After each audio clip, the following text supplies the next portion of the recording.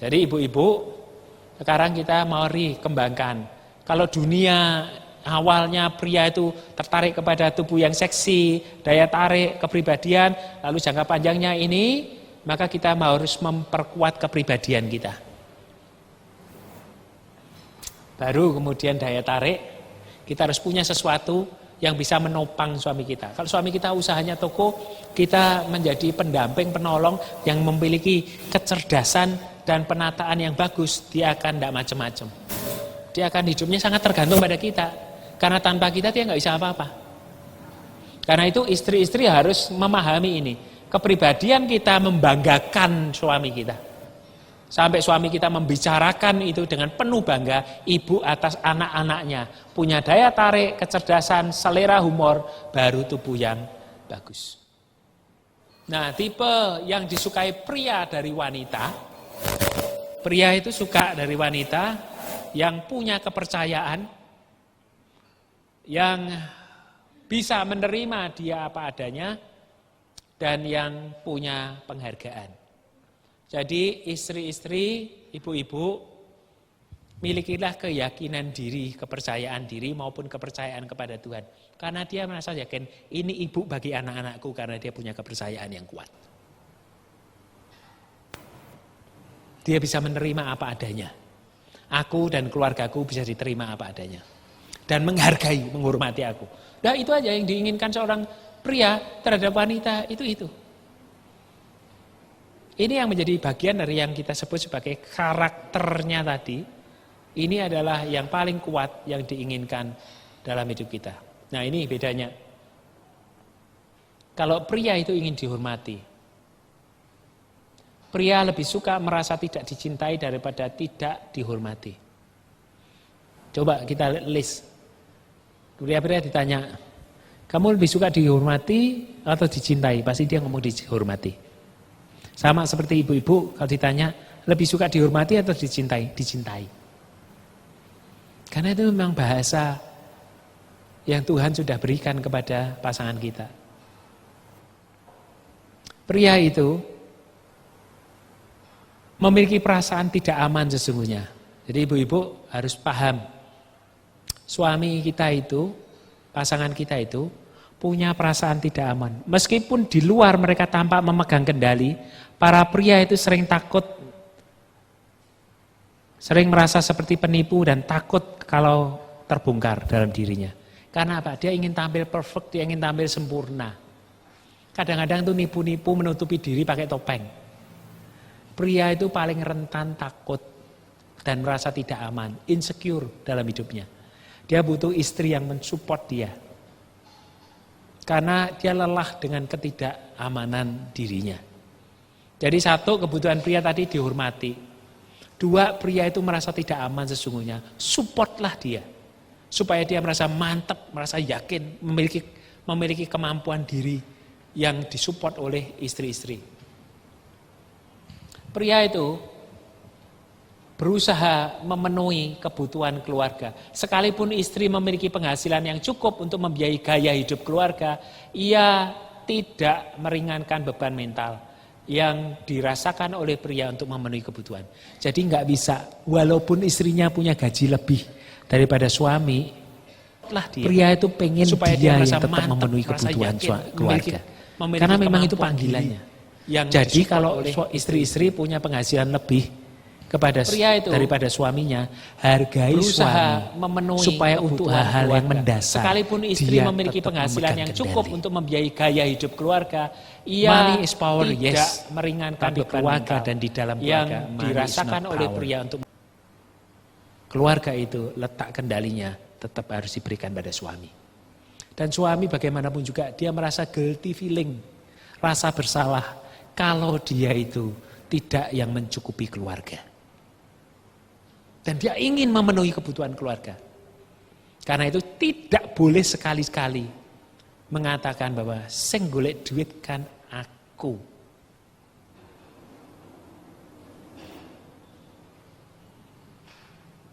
Kowe mbok kerja, aja ngrepotin aku. Itu sakit hati. Dan ketika dia sakit hati, dia kehilangan kasih. Dan ketika dia kehilangan kasih, dia jalani hidup. Tapi sejak saat itu tumbuhan cintanya kering. Karena itu walaupun istri punya penghasilan lebih daripada suami, suami itu tetap deep down in his heart, di dalam hatinya, dia tuh ingin menjadi yang utama dan memenuhi kebutuhan keluarga. Hargai, respect. Kalau sudah ini, ya sudah, ini uang keluarga. Udah masukkan dalam tabungan keluarga, ini uang keluarga. Dikelola bersama-sama. Ini uangku, ya uangmu.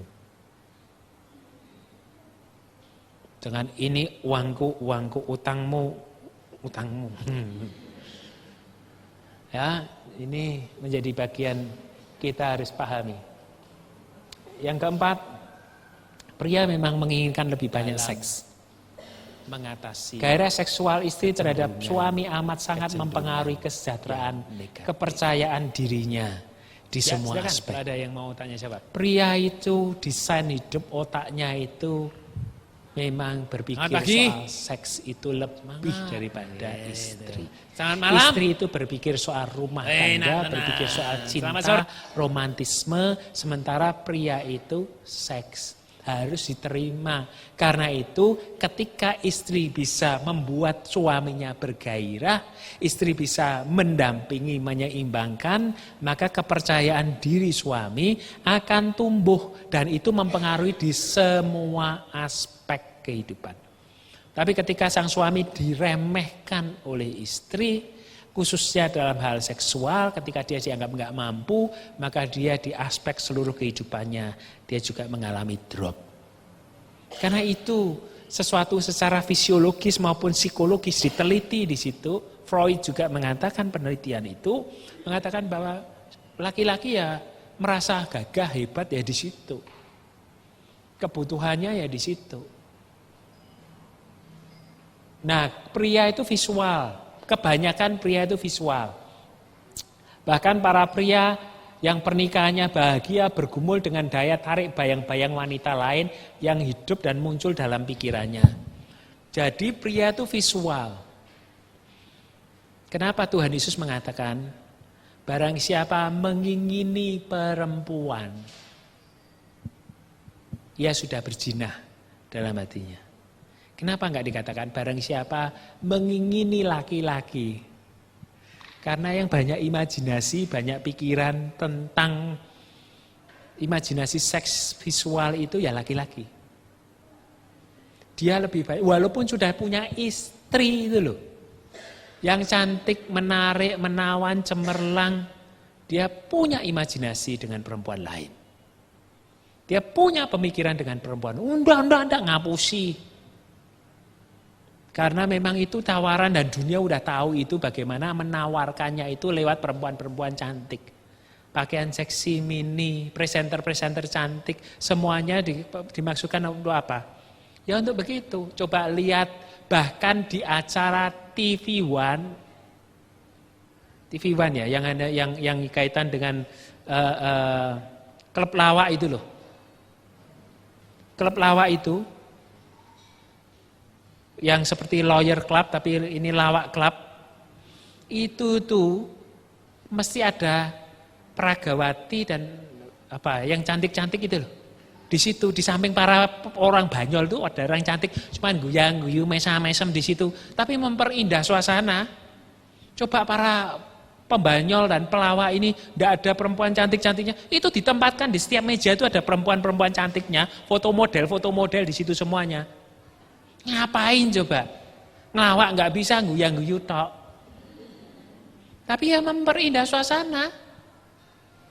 Ya memang dalam bayangan imajinasi laki-laki ya seperti itu dalam visualisasinya.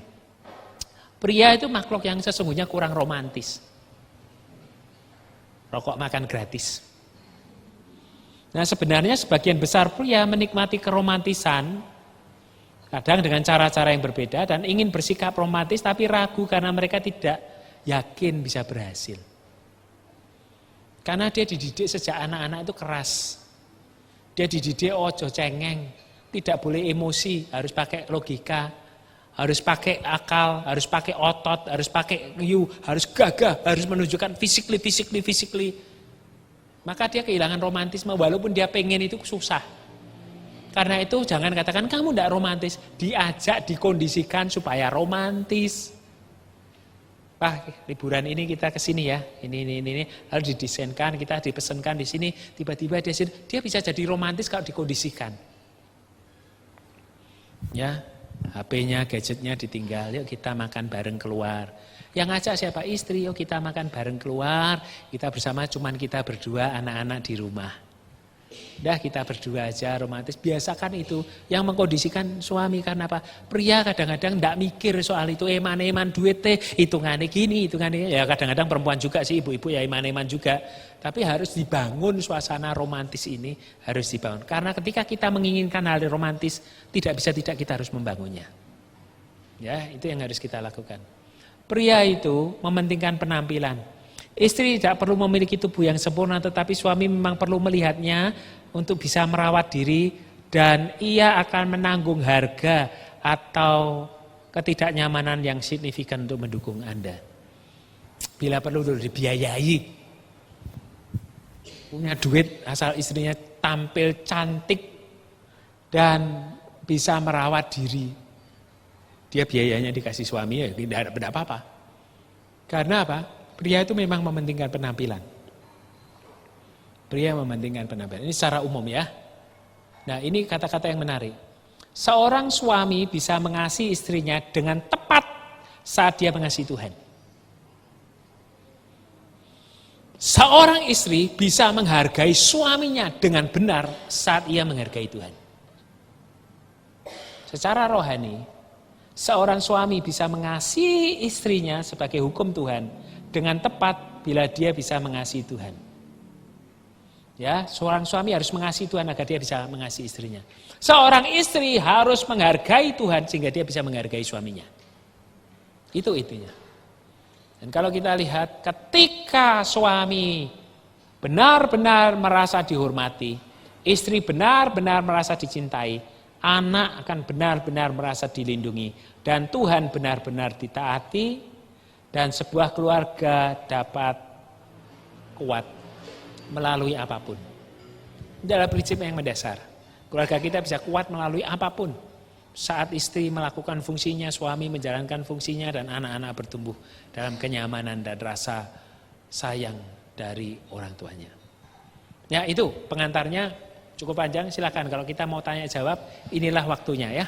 Sharing kita, apa yang sudah saya paparkan di sana, bahwa kita diciptakan sepadan, taman Tuhan, dan karena itu kita harus menghargai suami kita, suami mencintai atau mengasihi istrinya sebagai hukum Tuhan agar benar-benar terjadi hidup yang bertumbuh secara luar biasa, dan untuk bisa menghargai suami, untuk bisa mengasihi istri, maka kita perlu mengerti perbedaannya, konsekuensi-konsekuensinya, dan kita tidak sedang menikahi seorang malaikat, kita tidak sedang menikahi orang sempurna dengan segala keberadaannya sebagai manusia. Dia punya kecenderungan-kecenderungan yang memang kita perlu pahami dan perlu kita bantu dalam mengatasi kecenderungan